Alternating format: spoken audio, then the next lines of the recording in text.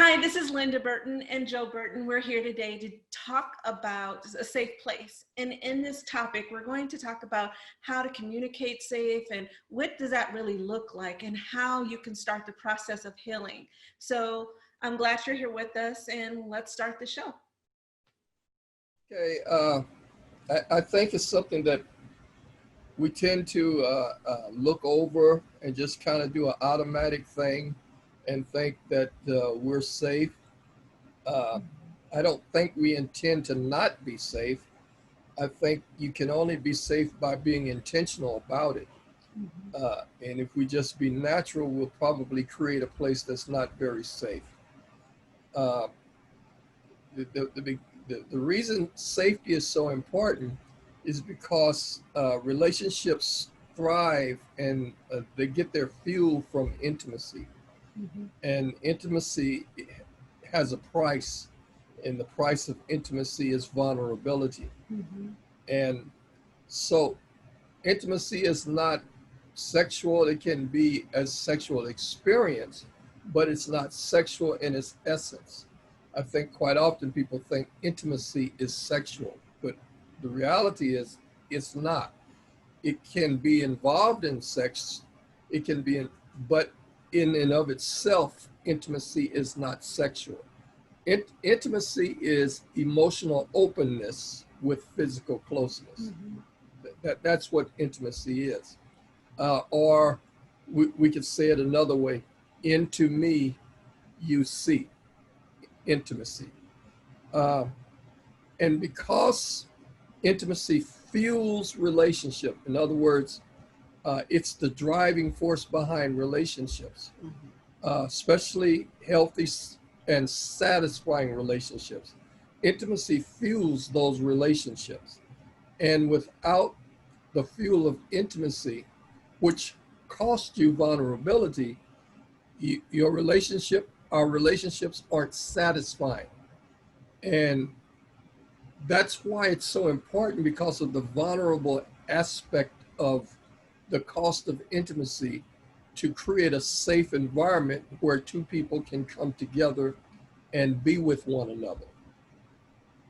Right. It allows you to be yourself and to feel comfortable being yourself, not being singled out as being strange or weird, or why do you feel that way, or um, what's up with you. Intimacy feels like it's a safe place. I can be me without being judged. And that feels very comfortable. And in a healthy relationship, you should feel comfortable about being yourself. Not trying to be perfect, try to be anyone else, just be you. And that person is loving you for being you. When we don't feel safe, we feel like we're on trial. We feel as though if I make a move, is it going to be the wrong move? Am I going to be questioned about why I made that move or why I did what I did? Sometimes questions are okay, but then again, that's where communication comes in, because you want to make sure that you say what you're thinking in a way that doesn't throw that person under the bus and make that person feel like, well, why would you feel that way? That's stupid, and unfortunately, sometimes people speak that way to one another. And so what happens is that person becomes like a turtle and just hides, rather than let myself be exposed to the hurt or the shame or the pain of you ridiculing me or pointing out my faults. I would rather just say nothing. And that's uncomfortable. That's not a good relationship. In fact, that's not even a healthy relationship. So the concept is this: if your mate can't be open and vulnerable to you, it's probably not a safe environment to be in. So that happens naturally. Quite often it happens because of our upbringing. It happens because of the way we have been taught how to be with another person.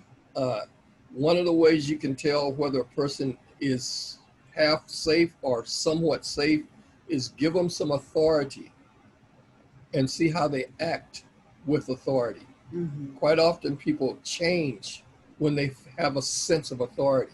Yeah. So, It happens on jobs all the time. Mhm. People get a little promotion or a little position, and all of a sudden now they know everything, and what you're doing is wrong. Don't do it that way. Do it this way. Mhm.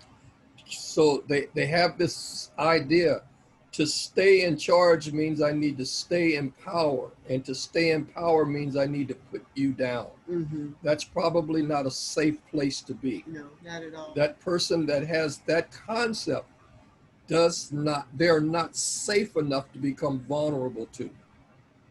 Hopefully that makes sense.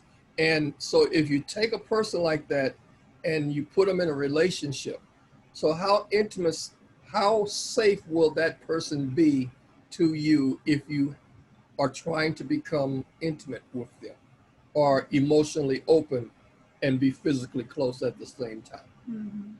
Well, okay, so that's interesting. So I'm gonna ask a question, Mm-hmm. and I'm gonna be like a person that's trying to learn. So my questions may sound a little, uh, what do you call it, remedial? No, that's fine. No, but no, that's my intention. So Okay. that's the state of mind I'm gonna be. So if it sounds a little strange, then I just want you to understand where my mind is, or what I'm trying to do, trying to set it up in such a way. So the question is, what do you think comes first then? The environment, safe place as an environment, or the safe place as what you were saying? Because you used the phrase, now I forget what it was. Intimacy is the fuel. No, it was it ended emotional openness. Yeah. And So the What was it? definition: emotional openness and physical closeness. Okay, so that's one part. So safe place. So which do you think comes first? The environment that you are in, or that safe place as far as the emotion? Well, quite often, especially if we get the wrong definition, you can get into a place where you have physical closeness before you have emotional openness, Mm-hmm. and that is not really that's not intimacy. In fact, that's dangerous. Okay, physical closeness without being able to have emotional openness is probably pretty dangerous. Mm-hmm. So one of the reasons it's important to help our young people, our kids, to understand that don't rush yourself.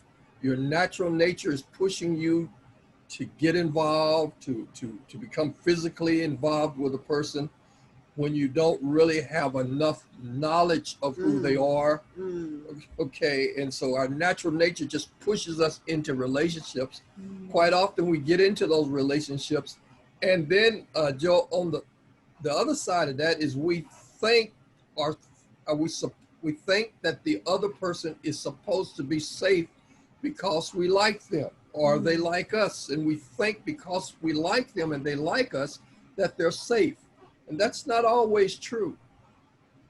And it doesn't have to be intentional. It just may be what they learned how to do. Right. Which is a form of control, Mm-hmm. because in today's society, it's so easy for people to just go to bed with one another, just have sex as if we're having recreational activity going on. But God created sex as a way for people it's almost like your souls are joined together. Something happens outside of the physical aspect of it, and something happens on the inside of us, especially for females.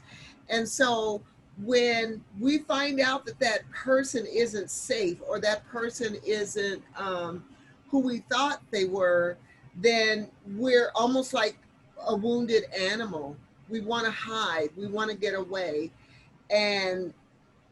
But then the physical part of us draws us back in. Oh, that was good. He's good. She's good.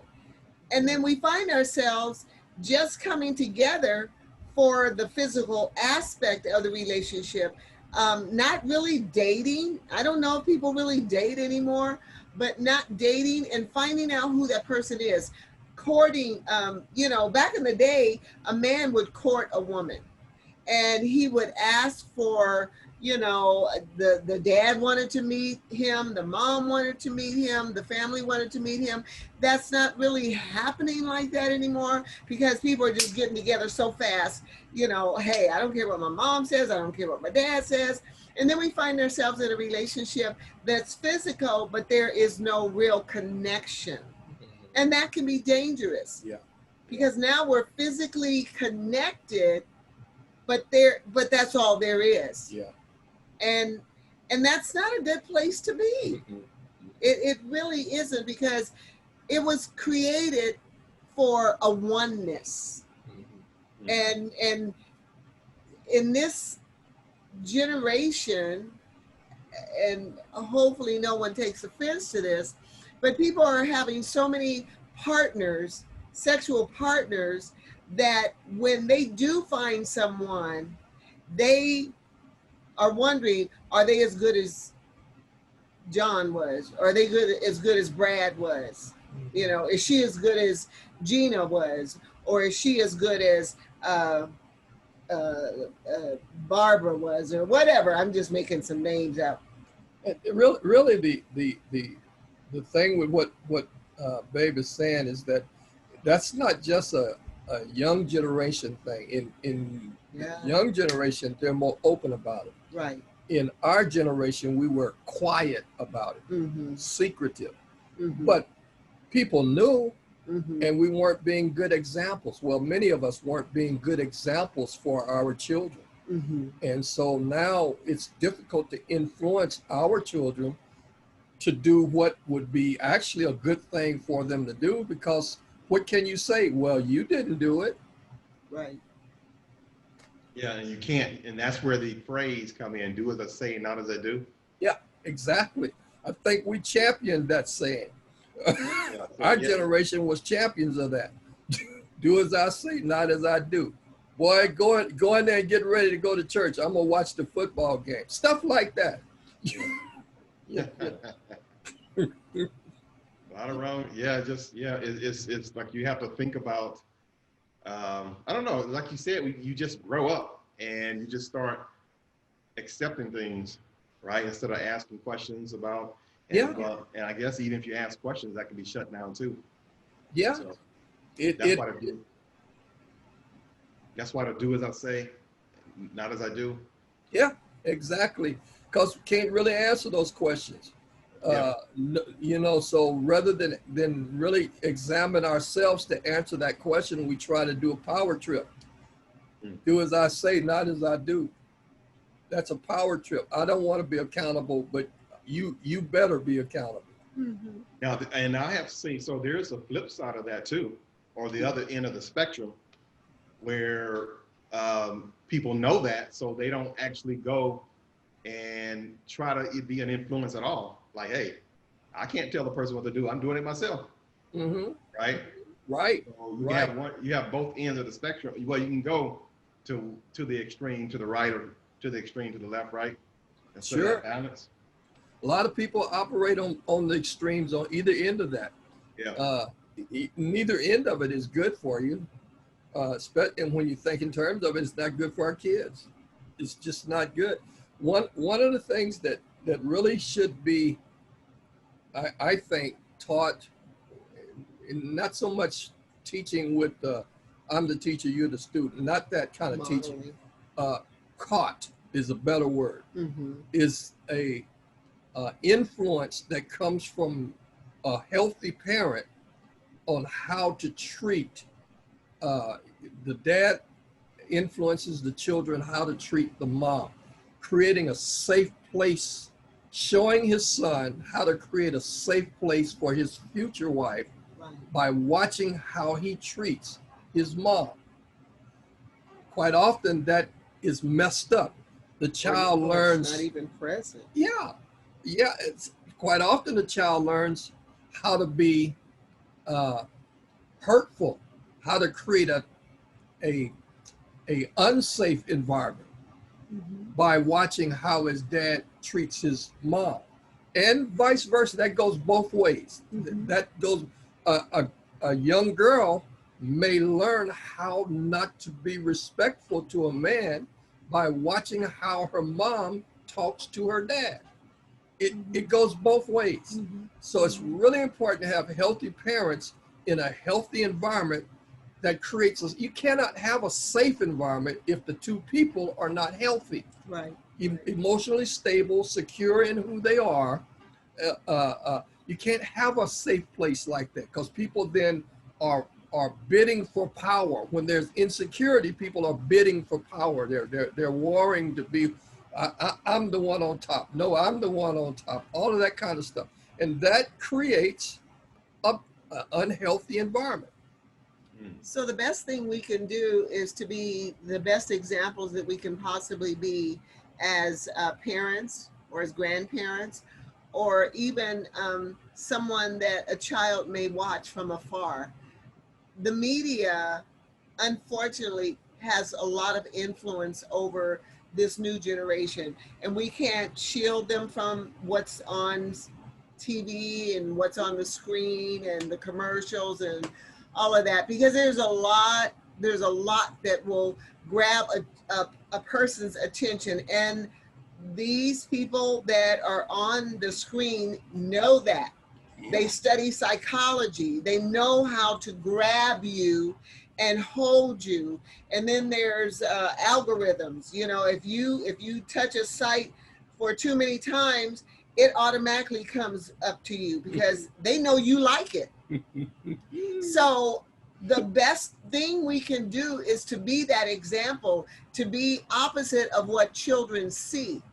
And so that means that as parents and as adults and as responsible grandparents, or whatever our role might be in the life of a child, not just our own children, but in the life of children in general, be that person that does the right thing.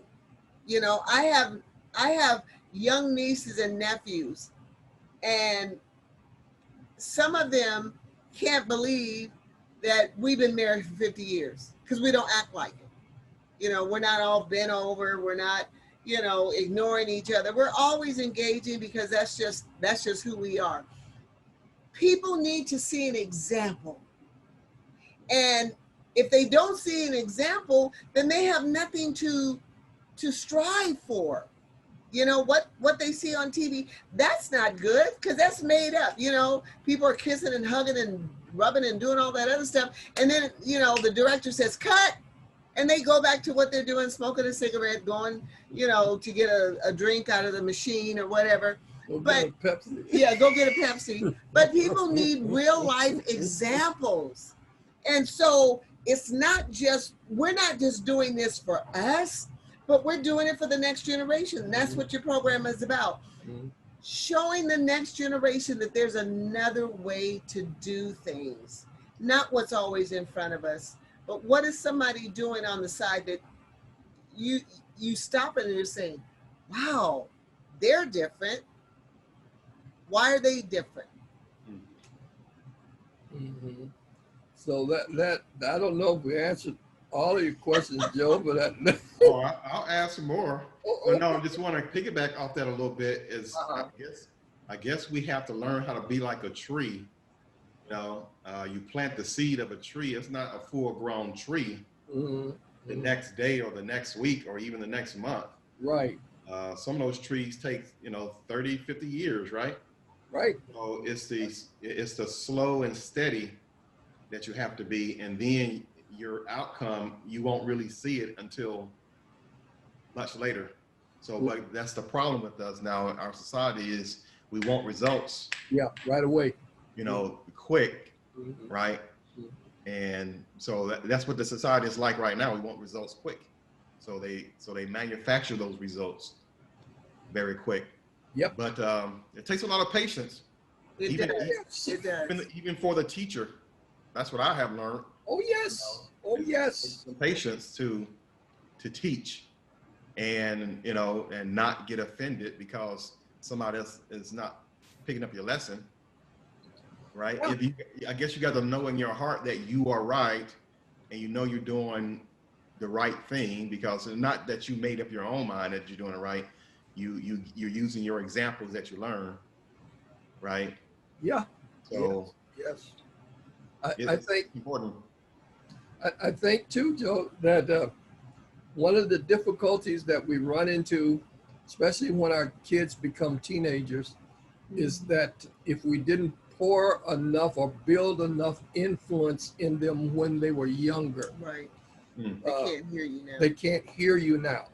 And there's science behind that. It's actually chemical. There's a chemical problem going. I don't want to call it a problem because we all went through it. It's hormones and stuff that's being released in the brain that make you feel invincible, and that know you can't be wrong, that your parents don't know anything. It's Oh, a yeah. feeling that it's actually a chemical thing that triggers that feeling. Really? Yeah, I remember that stage. Yeah, me too. Me too. Me too. I And remember so it's in- really Vincent. difficult. So jumping off buildings, uh, running in front of cars, or dash across the street. Oh, yeah, yeah. You know what I mean? Yep. I'm glad your life was spared while you have those chemicals running wild in your brain. Yeah, Well, you know, we'll yeah. be having this conversation, will we? It's a wonder. It's a wonder many of us are here. right, Exactly. Exactly. right, Joe, Exactly. right. And a lot of us aren't. Yeah. That's A lot of us aren't. unfortunate. Mhm. That's unfortunate. Mhm. When you mentioned the tree, Joe, you know, I thought about something that I read a few months or so ago. It said, plant a tree so that someone else can enjoy the shade. Because you know, you might enjoy some shade, but when that tree is full blown grown, then it's there for someone else to enjoy. And that's what being a responsible adult is all about. Mhm. Making sure that we give our children the best outcome. We give family members the best outcome. And so what does that mean? It means that I have to be aware that people are watching me. And I don't mean they're gawking, you know, like, oh, really? You know, ooh, what is she doing? No, but they're taking notes. Mm. We don't think they are, but they are. They're taking notes. Mhm. Now, you know, I always do this. What about the people that are already messed up in this area and it's already broken and it's they don't see how they can get to that part? What are some tools or some things they can do to get out of it, to switch, to have a safe place? Both ways. One knows it and then the other one don't. So that'd be two different examples.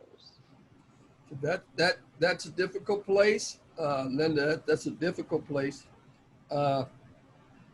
It would take a lot of patience with that person. The other thing is the spiritual side of that is we need to constantly be praying for them instead of challenging and agitating, because that don't work. And so you pray for the person and patience, and work with them. Patience, working with them. Rather than throwing them away. Yeah, until the person can develop enough influence to invite them to maybe a conference, a webinar, something Retreat. a retreat where they can see some different things. Quite often a person is so closed because of the past and the script that past wrote for them. They're so closed till they actually need to hear someone else say what you've been saying. You know, and that's a way to start that process. Remember, unskilled, unaware is unteachable. That's an unteachable stage. It's not until you come to a place of unskilled but aware. That's the beginning of learning. unskilled, still don't know how to do it, but I'm aware I don't know how to do it. Mm-hmm. That's the beginning of learning. Mm-hmm. But unskilled and unaware, that's unteachable.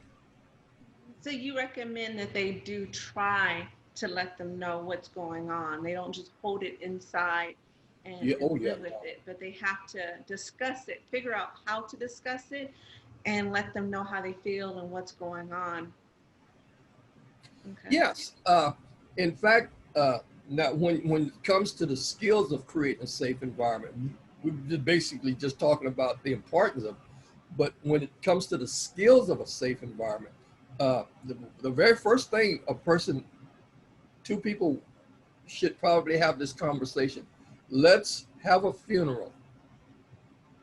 Let's take shame and blame, have a funeral and bury them. Mm-hmm. Bury shame and bury blame. Put it to death. Mm-hmm. And what I mean by that is, it should no longer be a part of your conversation. Right. Right. Now, just because you don't blame a person or shame a person doesn't mean you don't confront them. We talk about confrontation cycles, the confrontation cycle where you confront a person and talk to them about what is going on with you, what is your experience, and that experience is based off of maybe their behavior. We call it XYZ messaging. Okay. Quite often, if a person has never been in a safe environment, they'll become defensive if you shoot them an XYZ message. It's non-blameful confrontation. Now, for people that's watching, don't know what X, Y, and Z, so you want to explain what that mean of the emotion, the problem. Can you explain the X, Y, Z? Okay. It comes from Patty. It comes from Patty Howe.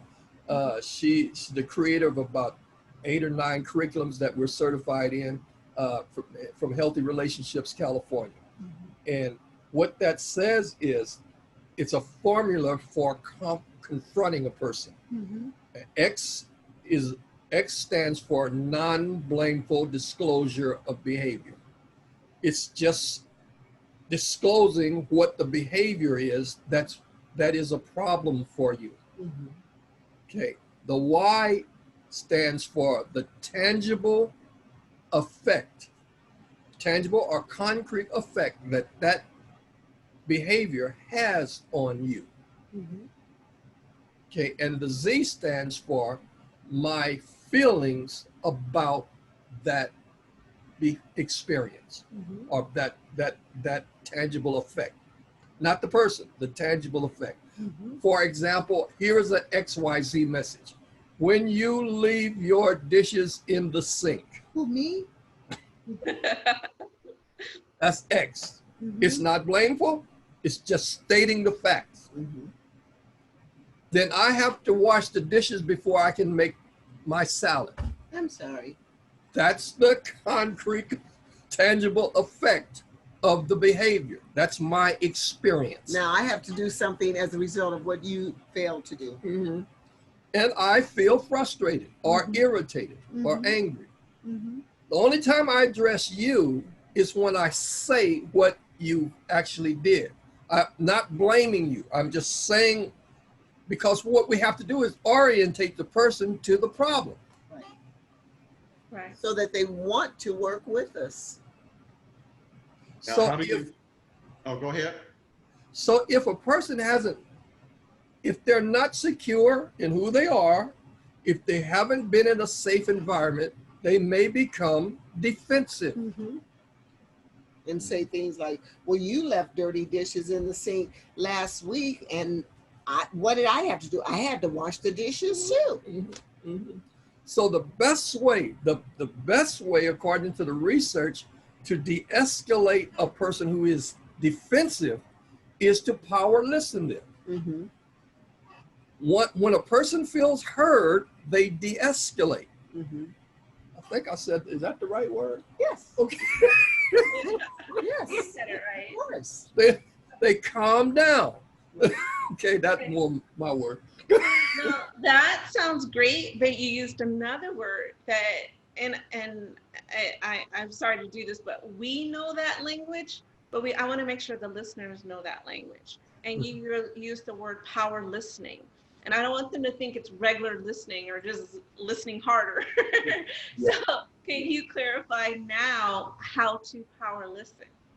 Okay, power listening is it's a understanding skill. It's a skill for understanding. It's the part of communication that starts the concept of communication. Doesn't start with expression. It starts with understanding. So power listening is the beginning of communication. It is a understanding skill. Okay, so Which is a gift that you give to the other person. So it begins with listening to a person. If the framework is this: I need to become empathetic, I need to become accepting, and I need to become genuine. Genuine means my emotions need to match my behavior. Otherwise, I'm false. Okay, so I need to become empathetic. In other words, I have to learn how to figure out what it's like to be you when you're talking to me. What is it like? What is your experience when you're talking to me about something that's going on with you? What is your experience? Because people don't know you understand them until you can tell them how they feel, not what they said. That doesn't mean you understand them. They need to know you know how they feel. Right. Okay, so that's the beginning of power listening. Empathy, acceptance means this: I believe you can fix your problem. I don't have to fix it for you. You can fix it. So I'm listening to you to be a sounding board for you. If you hear yourself talking to me enough, you'll figure out how to fix it. Right. If I don't accept you, I hear you differently. I'm trying to fix your problem for you. Or change you. Or change you. Now, the problem with that is if you didn't hire me as your consultant, I'm not listening. I don't want your good advice because I don't have goodwill for you. right? So that's what acceptance means. I believe you can fix your problem. I don't have to give you I don't have to give you suggestions. If you ask me, I will. But if you don't ask me, I won't. And too often, especially as parents, we've got a laundry list of things we want our kids to know. And this is part of the maturing process, is to help them figure it out in their own head. So rather than have a laundry list of you coulda, shoulda, woulda, you better, and if you don't, this is going to happen, help them figure out what they need to do, because that will help them mature and make good decisions later on in life. But if we just sit them down, this is what you need to know and you better remember it, and you know, they've got to learn through the bumps and the mistakes. You don't want them to get hurt in learning, but at the same time, they will not be able to make good conscious decisions if we just sit them down and tell them what they have to do, what they better do. They better not do this. It's, you know, because learning is a part of growth, and growth is a part of the human experience. So I want to make sure that the viewers understand this. So power listening is actually listening to the person and paraphrasing it back, or saying it back, but in their words of what the person has said. With feelings. The feelings of what they said. Okay. Now, the rest of power listening is this: you communicate to them three things. First of all, you give them your eyes. You look at the person that's talking to you. Give them your eyes. That says, I'm in the moment with you. I'm in this moment with you. I'm present. I'm in the moment. You give them good posture, which tells them you're alert. I'm in the moment and I'm alert. And then you lean toward them just a little bit. You don't have to exaggerate that. Just lean a little bit, which says I'm interested. Okay. And I'm engaging. Yeah, I'm engaging. I'm alert, and I'm in this moment with you. Now, if you do that to a person, and they get the concept that you actually understand them, they start to de-escalate. Once they calm down, you give them the XYZ message again. Now that can be a process over and over again, because the person has to figure out that you're not attacking them. And that has to happen over a period of time, because if your MO has been to attack, then they're not going to feel comfortable to share, because they'll feel like, oh, they're going to pounce on me. Yep. So once, you can't just say, I'm not attacking you. That don't work. They have to figure out you're not attacking them. So you give them XYZ, then you power listen them. They calm down. You say, I understand what you're saying. You give them some emotions about that. But when you do this, then I have to do that, and I'm really irritated about it. Okay. Well, you do this. So then you start to talk. When they say you do this, so I understand that this is something that irritates you. This is something that bothers you. When I do this, this is bothering to you. And I'm giving you my eyes, and I'm giving you good posture, and I'm looking you in the eye. And you start to figure out, I hear you. So you calm down, because here's what you have to understand about this. A person that's on defensive cannot hear what you're saying to them. Right, because they're trying to plead their case. Yeah. Have you ever seen anyone in an altercation and the person that is the angriest moves toward the other person, as if they can't hear them?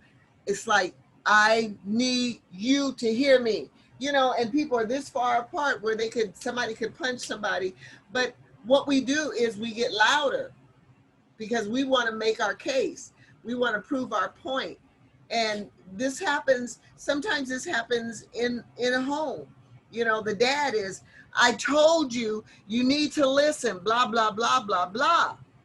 And the kid is like, okay, I get it. And they're moving away from you. So they're not hearing you. And communication is really just an exchange of words and ideas. And feelings. And once people get to know who we are, and they know we're not going to attack them, then they'll feel comfortable coming to us about problems that they have with us. Yeah. Now, there's one thing that I want to make sure the people that listening hear us said, because we know this. I just want to make sure it's not skipped. So you went from your problem and how you feel about the dishes to their response was you did it too, basically. So now you're acknowledging their response, and that how you feel about the dishes is on hold until they clarify how they feel about what you have done. Once you do that with that power listening of paraphrasing and hearing what they said and how they feel, and deal with that issue, they can't hear you about the dishes. Right. Once you apologize or acknowledge or entertain that emotion that they're going through and the feeling they're going through, once that's finished and complete, that they felt heard, understood, and healed from that situation, then and only then you're even close for them to hear you about the dishes. And then that's when you can bring that back up again to solve that. But also, sometimes the hurt is so deep and so much going on that you bring it up again and now it's something else. And you might have to do that again. So you have to, I want to make sure it's clear that your problem about the dishes still might not be heard for 1, 2, maybe even 3 things, because there's other things that build up so much in that person. But once those different things are taken care of and they felt heard, and they clearly know you didn't mean it, or just get clarity on their emotions and feelings to deal with that, then and only then you can actually be heard from that person to start the process for your healing and for your situation of what's going on. So I want to make sure, and if I said it wrong, please correct me, but I want to make sure how we're talking. I don't want to stay at our level. I want to make sure we're talking that the people that's listening can understand that. And so basically too, how do you guard your heart while that process has to be worked out? Because you're bringing your issue, and if they don't want to accept it, what you have to say, then you have to guard your heart, right, as well, until you finish all three of theirs below. Yeah, that's hard. It is, but the point in this is, if you don't discipline and do that, you don't get hurt no way. You just create a worse situation. So it's not smart to keep pushing. That's just not a wise thing to do, because you bring things up that is messing with your needs, that your mate is doing. First, here is the concept. Everybody has the right to be themselves in the world. So our mate is just busy meeting their own needs. They're just doing what they're doing to meet their own needs. Now, in the process of them doing what they're doing to meet their needs, if their behavior gets in the way of your need, now you have to speak. Okay, so how do I speak to you about a behavior that you're doing that's getting in the way of my need? And the last time we were talking about this, we were talking about goodwill. Remember, goodwill means I want your life to be good, and I'm willing to do what I can to make it good. When you address a person, you're really trying to address their goodwill. And what they have to figure out is that you're not attacking them. Right. You're not attacking them. You're addressing their goodwill. Because if they want your life to be good and they're willing to do what they can to make it good, when you get to the why is your experience. That's the tangible aspect of what their behavior. They get to learn what your experience is. As a result of their behavior. I got to clean the dishes before I can make my salad. And then they get to learn what that experience does to you. I feel frustrated. I feel angry. So if they have goodwill for you, they're willing to do what they can to make your life good. That's what you're addressing, their goodwill. The hard part is if you do it wrong, that simple about the dishes become now another issue for the next one, because you did it wrong, because you might have goodwill, but they're still stuck and they don't. So they just add it to the pile. So now next time you bring something else up, now it's 4 things down there that they're going to throw in your face or bring it up to your attention before they can even hear you. And the thing is, I think we get stuck there because we keep adding stuff to that pile of issues that we're holding in us. We're waiting to explode and explain as soon as they ask us to change, or as they try to get healing or ready for healing. We're not, because we have all these things down here waiting. So I think too, then it's a little bit of maturity too, or a recognition that you may be piling on things, right? One person, or because if you have one person that's holding things in, right, and then the other person approaches you and nothing is resolved from the last time you spoke, and now the next time you speak something else is added on, the person that's coming to you, they have to recognize that something else is there anyway. So don't come and bring a new problem, right, if you already know that the old problem is still unresolved.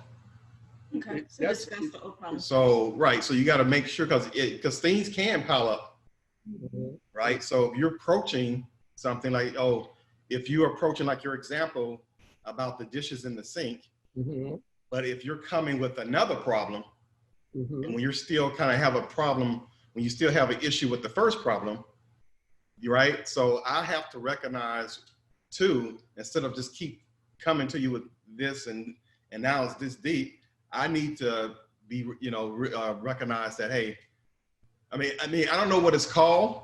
And I know we don't do this naturally, right? Right. But we can be causing a problem ourselves, thinking that the other problem is the problem, the other person is the problem. Of course. Does that make sense? Yes. Yes, it does. That's why it's important not to blame. Yeah. That's the first part of the XYZ. Do not be blameful, because if I'm blamed, now I'm dealing with shame. Mm-hmm. You know, I might be feeling like, oh, I'm not a good housewife. I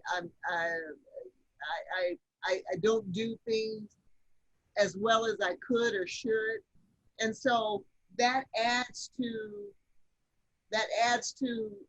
how do I want to say this? It adds to the negatives of our experience. It's like if you have ants in your house, you don't want to just kill that one ant, because you know that there's some more ants hiding somewhere. And so you gotta either do some spray or call an exterminator or whatever. And so in relationships, we have to remember that we've got to get rid of the ants that are in our head. We've got to get rid of the ants in our relationship. That's and find out why is it that we keep blaming one another? Why is it that we keep accusing one another? Why is it we're bringing up stupid stuff or stuff that really is not that important, you know, but we keep bringing it up. And here's another thing you did, and I don't forget that you did that too. And that is really a cancer. Shame and blame is a cancer to relationships. And once it takes its hold, if we don't work toward reconciliation, if we don't work toward problem solving and apologizing, then that will always be an issue in the relationship. And it's just something we don't want. Yeah. I don't like ants. Oh, well. Yeah, I don't like ants, because we've lived on an ant hill. I believe that's the problem. I don't know. But finally, we had an exterminator, and the exterminator came in, took care of the ant problem. So just like the problems that we have in our relationships, I would encourage anyone, if you're having difficulty in your relationships, of course, you can come and visit us on our website, or you can give us a call. But consider learning what relationships really look like, what healthy relationships really feel like, because I know people want it, they just don't know how to acquire it. Okay, so I want to go back. I know keeping a track on time, so I want to be respectful of your time, but I want to go back to the safe place thing, the example, because I want to know that, like, so how does this, I'm trying to picture this, and let me see if I can develop this for you. I'm trying to, so you can have a chaotic environment, right? Not necessarily that you're arguing with your people in the household, but it's just a chaotic environment, but you still feel safe, right? Is that possible? I mean, I know it's not possible, because I know we like for things to match, right? If you got a lot of chaos happening inside of you and inside the relationship, but your environment looks safe, right? How does that play out? Have you ever seen anything like that? You know? Well, a chaotic environment, it breeds chaos. It breeds chaos. One thing I'm gonna say. but I think it's really important to monitor yourself, and find things to do to calm down. One of the things that our society traps us into is that if we have a good night's sleep and we go to work, it may change now because of our new situation. But, you know, we wake up, say from 1 to 5, 5 being not so rested and anxious and stressful, 5 being very stressful, 1 being not stressed. So we wake up, if we had a good night's sleep, we wake up in a 1. Then we get dressed and get on the freeway going to work. Okay, that's gonna take us up to about a 3, especially if there's traffic. By the time we get to work, we're at a 3. We do 2 hours of work, we're probably at a 4.5 or something. Now, the social psychologist understands this. So they've told our employers, you need to give them a break after 2 hours. If you're gonna have production from them, you need to give them a break. So what do? They put candy machines in the building and tell you take a 15-minute break, and a coffee machine, soda machines. So you take a break, eat you a piece of candy and drink a soda or some coffee. You come back, you back down to maybe a 3 or 2.5. Then by lunchtime, you back up again. Your stress level is higher again. So now they told them, you better give them more time. So what do? They give you lunch. Sometimes some places give you half an hour, some give you 45 minutes. Go put some food in you. And the idea is to sit down and rest for a minute. Come back to work. What they're trying to do is get your stress level down, because what they figured out is you're not as productive when you're stressful. you know, so they try to get you can't think good. So they're trying to get your production, they try to get your stress level down. 3 o'clock, next break, same thing, cause your stress level is up. 4:30, you get off. You get off generally around a 4, because you put all of your good self into the day. Your best self has been placed on the person's job. Then you get on the freeway and come home to the people you love. Uh-oh. When you walk in the door, you might be a 6 So that's not going to be a good place to create a safe environment. So we need to plan some things and come up with some rules and things to do. I need to go take a shower, eat a little something, take me a nap or a few minutes before we close my eyes before we start engaging. And why are those dishes still in the sink? That's exactly how it happens, right? That's exactly how it happens. I'm trying to make dinner around here. Somebody should have washed the dishes. You know what it kind of reminds me of living in a city? Like, I remember in our other house that we had, it was the backyard was, the house track was built alongside of a freeway. So you open your windows and stuff like that, you're always hearing noise and cars and zooms and all that. And then you move into another neighborhood and there's none of that.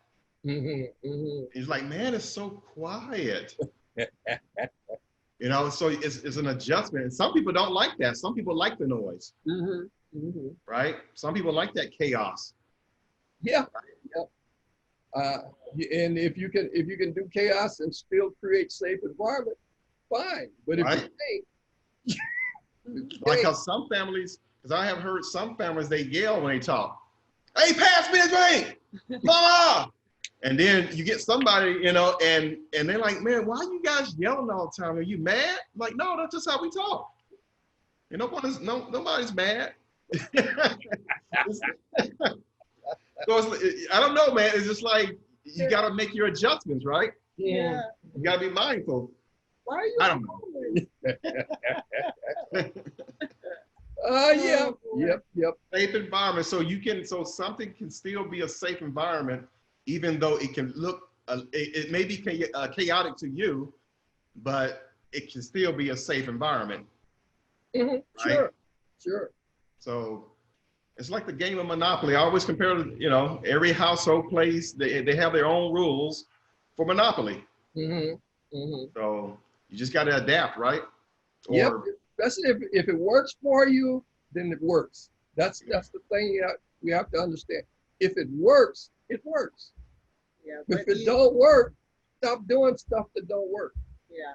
And make sure that it's not painful to the others around you. Yeah. And sometimes people don't want to say, Dad, you know, when you and mom fight and fuss, it makes me uncomfortable, Mhm. you know. And sometimes our kids won't say anything. They might just go in their room, put their headset on, and listen to music or play a game or whatever because they can't stand the chaotic conversation going on. So we just have to pull back and look at what does life look like. If someone was to do an interview of our home and not put on the audio, but all they saw was the video, how would we look? And reverse that. What if they had just the video and not the audio? How would that look? How would that sound? I'm sorry, yes, you know what I'm saying. So, Yes, switch it about. yeah, That's a good so point, actually. yeah, we just need to be careful because they're watching, they're taking good notes. They aren't gonna say anything, but they're taking good notes.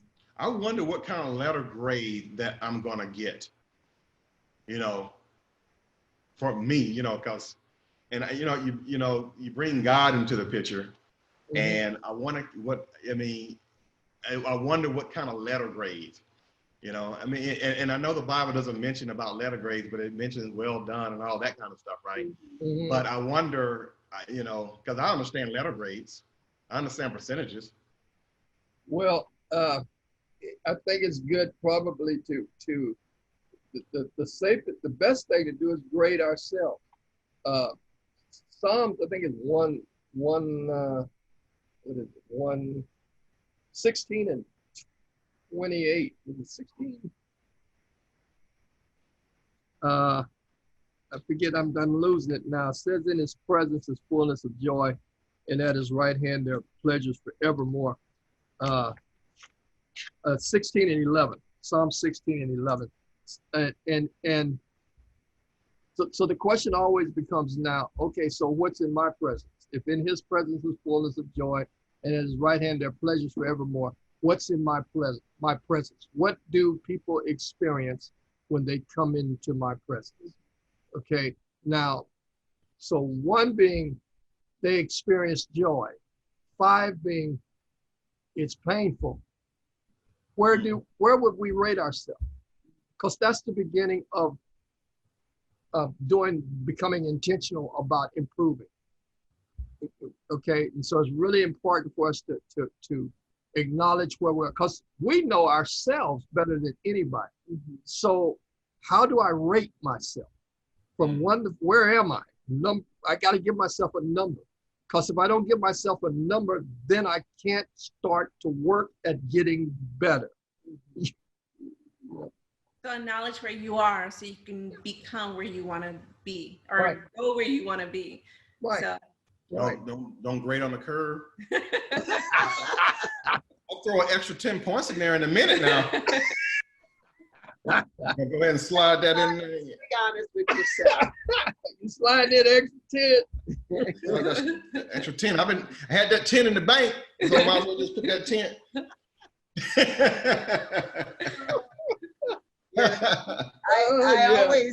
At least I try to ask myself, what is it like to be around Kathy? You know, that helps me keep myself where I want people to feel safe with me. I want people to feel like they can talk to me, like they can come to me. I don't want to be judgmental. I don't want to be dogmatic, because everybody's fighting the battle. We just don't know what it is. And when people behave a certain way, if I don't know their experience, if I don't know where they're coming from, I could be judging them based on the external of what I see. But if I don't know what's going on here or here, I could be wrong. And I remember that quote, you draw near to, what is it? Kindness, good, positive, and you draw farther away from negative or hurt or pain. So I still remember you're saying that before too.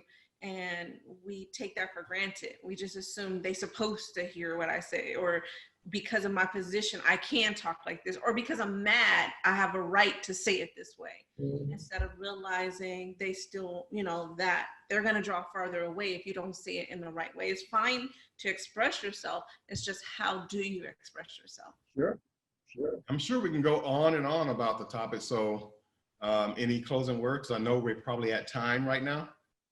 So any last thoughts, Pastor James and Pastor Kathy? Well, thank you for this opportunity. I think it's a very important topic that we probably people just don't think about enough, and I think they just assume that it's safe because we like each other. But the reality is, if we don't have the skills to create a safe environment, or the intentionality to do it along with the skills, we can be not very safe at all. Right. And then if we're not safe, we don't have the intimate relationship that we want. And if we're not careful, our relationship is stagnant, and it's just stuck. It can have all the bells and whistles of a good car, but if the car's out of gas, it ain't going nowhere. Don't matter how expensive that sucker is, right? Right. The gas or electricity. Right. Anywhere. So how can people find you? They can find us on our Family Life website. It's https://familylifeinstitute.ie.com. You can find us there, our church website, or what is our number? 909 999 LIFE, yeah, or 5433. Okay. Good. Nice. So Our website. go ahead. Our website is www.jlburtonllc.com. So again, thank you for this time. A safe place is the topic that we discussed. I know it could have gone on longer, but it's always a pleasure, always full of wisdom. You touched my heart by the wisdom. So hopefully, it grows into a healthy tree. Or it might get scorched by the sun. Somebody needs your shade. And that's right. probably it. What do your tree look like? If you're a tree, what do you look like? What does it look like? Are you healthy? Are you weak? Are you giving shade? What does that look like? Well, maybe I'm a cactus. But anyway. Thanks again. End on a good note. Okay, thanks, Thank you. thanks, Joe, Thank you. Linda. Thank you We'll for see the you next time. Okay, Bye. opportunity.